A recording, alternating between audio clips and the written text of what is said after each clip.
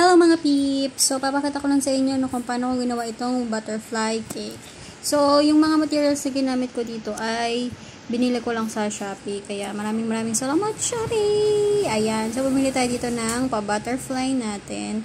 Tapos ito, ang laman yan ay candle na kakulay ng ating cake. And may pa-ribbon din tayo pero hindi ko rin siya nagamit yung ribbon na yan. Ayan. So, ito na yung ating candle.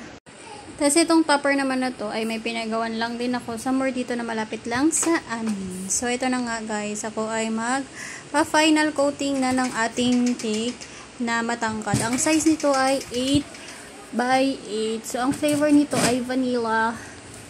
Kaya vanilla lang din yung ating icing, vanilla frosting. Ayan. So, ang bilis ko magpakinis ng cake, no? Kasi may himala akong ginagawa habang gumagawa ako ng cake.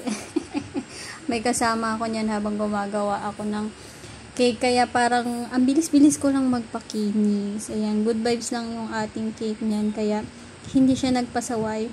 Though, may nakikita kayo dyang takbo-takbo ng scraper. Ayan, sige, hindi siya ganun kakinisan. Pero, okay lang naman yan kasi matatakpan naman siya. And, ito nga pala, ang gamit ko ay palette knife. Ayan. So, first time ko lang gumawa ng ganitong klaseng cake, no. Kunwari lang di ako nahirapan. Ayan. Tapos, nung napuno ko na yung ating papalit na design dyan, siguro petal flower yung peg niyan. Tapos, nilagyan na lang natin ng edible gold dust. Yan ay may kasamang alcohol. Actually, gin yung ginagamit yan. So, since naubusan ako ng gin, ginamit ko ay ano nga ba yung ginamit ko? Ano mo pa? Brandy, ayan. So, brandy yung ginamit ko dyan. So, any alcohol naman ay pwede nyong gamitin kung ano yung available na alcohol na meron kayo. Alam nyo na kung bakit good vibes na. Wag lang yung ethyl alcohol na ginagamit natin pang spray, diba?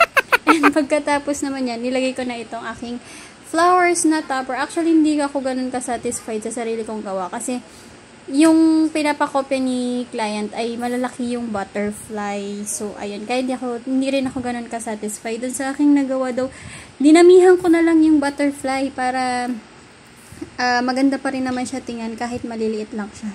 And may kasama rin pala itong mga cupcakes. Ayan. So, dahil gusto natin na magkakulay at magka-design yung ating cupcake and cake, nilagyan ko na rin siya ng mga pa-golden. Hindi ko na lang siya nilagyan ng butterfly kasi baka mamaya puro butterfly na lang ang mapansin nila. Hindi na yung design ng cupcakes. So, ayan guys. That's it for today's vlog. Thank you very much!